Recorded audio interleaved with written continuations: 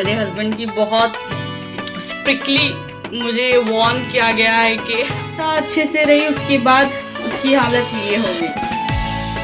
ठीक है,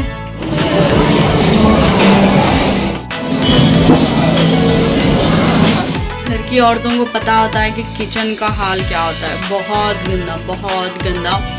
तो बताऊंगी कि मेरा किचन का हाल। माशा बेड, थक गई मैं माशा बेड से। अदब से बोलो।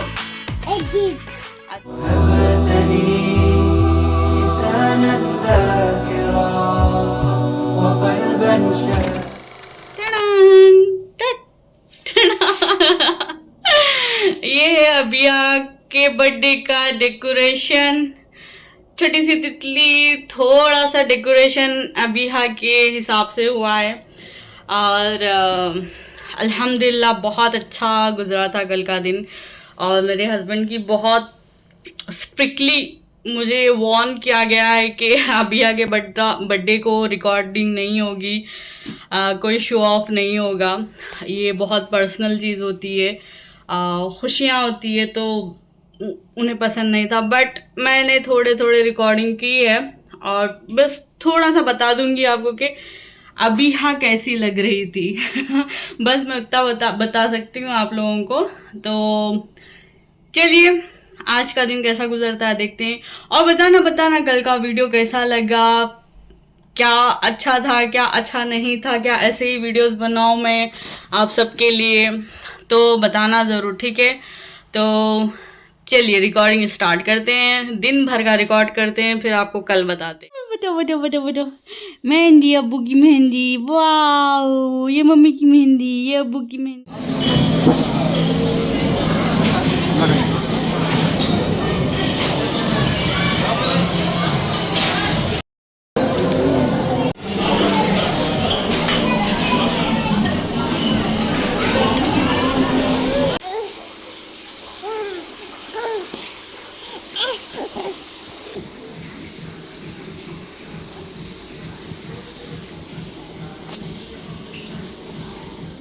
तो जैसा कि घर में चाहे छोटी दावत हो, बड़ी दावत हो या कुछ भी स्पेशल हो, घर की औरतों को पता होता है कि किचन का हाल क्या होता है, बहुत गंदा, बहुत गंदा।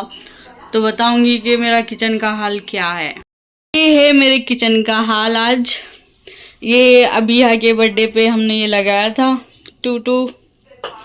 और मैंने कहा था मेरे हस्बैंड को कि कुछ भी डॉल टाइप कुछ ला देना केक पे लगाने के लिए, मगर मेरे हस्बैंड ने देखिए क्या क्या ला लिया। तो ये बकरी है, फला फला, तो मैंने नहीं लगाया उस वक्त। और ये केक खाकर ख़त्म कर दिया हमने।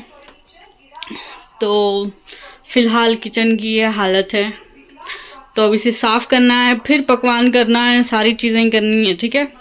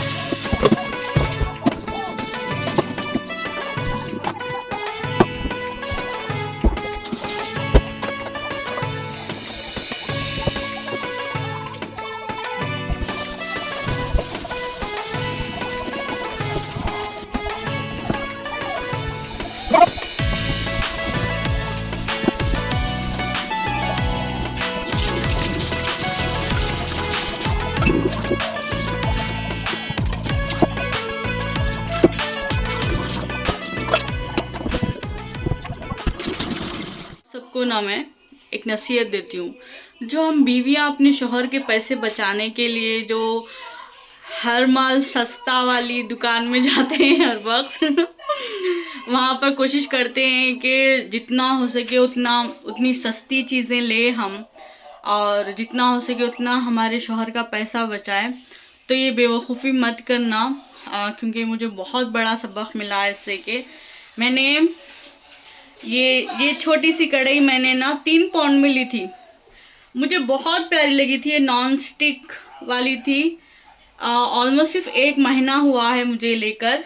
तो हुआ क्या था कि नॉन स्टिक थी, और वो इस तरह से लगा हुआ था कि सेल चल रहा था। तो मैंने सोचा कि चलो ठीक है, सेल लगा है तो चलो ले लेते हैं। तो वो सिर्फ 1 हफ्ता अच्छे से रही, उसके बाद उसकी हालत ये हो गई।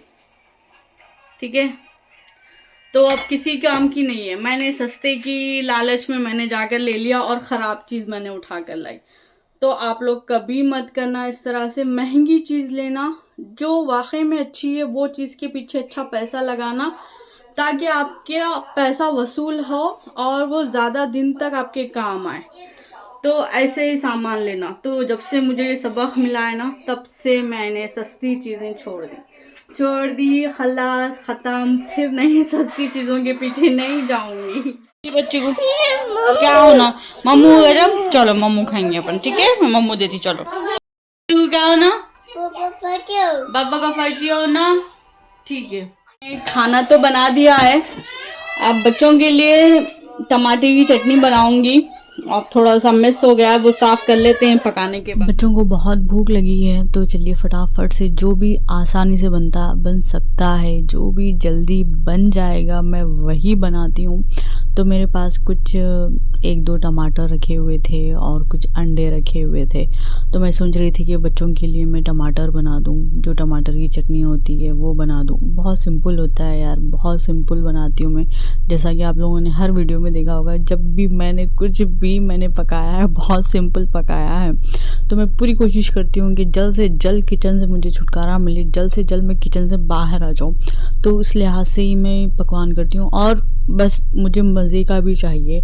मैं खाने में मज़े में कोई कॉम्प्रोमाइज़ नहीं करती। मुझे वाकई में पता नहीं, मेरे अंदर वो चीज़ है कि मैं कोई रूखा फीका या बिना मज़े का मैं खाना नहीं खा सकती। पता नहीं, मुझे बहुत सर दर्द होता है यार जब तक अच्छा मज़े का खाना ना मिले। तो मैं मज़े का खाना बनाती हूँ और बहुत कोशिश करती हूँ कि ध्यान से बनाऊँ, इधर उधर दिमाग ना लगाऊँ, जो पका रही हूँ उस पर ध्यान रखूँ।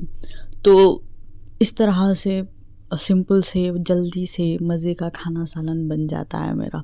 आप लोग भी ट्राई करना, ठीक है।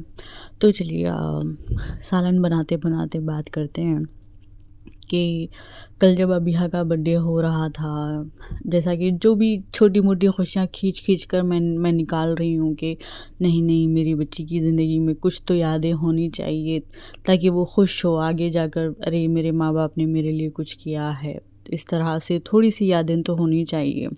इसलिए मैंने बर्थडे किया, क्योंकि उज़ैर का हमने सालगिरह किया था, पहला सालगिरह जो था हमने बहुत धूम से किया था। बट कंपेयर करें तो अबिहा के बहुत सारे काम उतने इस तरह से नहीं होते जिस तरह से उज़ैर के होते हैं। तो मैं हमेशा सोचती हूँ कि क्यों अल्लाह ने, यार ये नसीब की बात है, या हम ये ना चाहते हुए भी हम ये नाइंसाफ़ी कर देते हैं। पहली पैदाइश जो पहली औलाद होती है और दूसरी औलाद के बीच में क्या हम ये फ़र्क कर देते हैं क्या? तो मैंने बहुत सोचा, बहुत कोशिश की। हाँ, बदनसीबी से शायद ये ऐसा होता है कि पहली औलाद को लेकर हम वाक़ई में बहुत एक्साइटेड हो जाते हैं, और दूसरी औलाद को लेकर बहुत सारी चीज़ों में हाँ ठीक है भाई चलेगा, इस तरह से हो जाते हैं। तो मुझे ये रियलाइज़ हुआ, और ये रियलाइज़ होने के बाद मुझे ये चीज़ मुझे बहुत अंदर से मुझे तोड़ देती है। जब मैं सोचती हूँ कि अबिहा के जितने भी काम होते हैं उतनी हम खुशी से या कोशिश भी कर लें तो वो नहीं हो पाता, बट उज़ैर के हो जाते हैं। तो मैंने अब से अहद किया है कि हाँ, अब से मैं उज़ैर का भी बर्थडे नहीं करूँगी। और अब से मैंने ये अहद लिया है, मैं ये कोशिश करूँगी कि जो भी यतीम और यसीर लोग हैं, हर कंट्री में होते हैं यार, तो मैं कोशिश करूँगी कि जब मेरे बच्चों का बर्थडे आए उस दिन मैं उन यतीम और यसीर को मैं खाना खिलाऊँगी, या उन्हें कपड़े बनाऊँगी, या हर साल एक बर्थडे पर मैं किसी यतीम की ज़िम्मेदारी ले लूँगी। कम से कम उसकी पढ़ाई की ज़िम्मेदारी, कम से कम उसके कपड़ों की ज़िम्मेदारी ले लूँगी।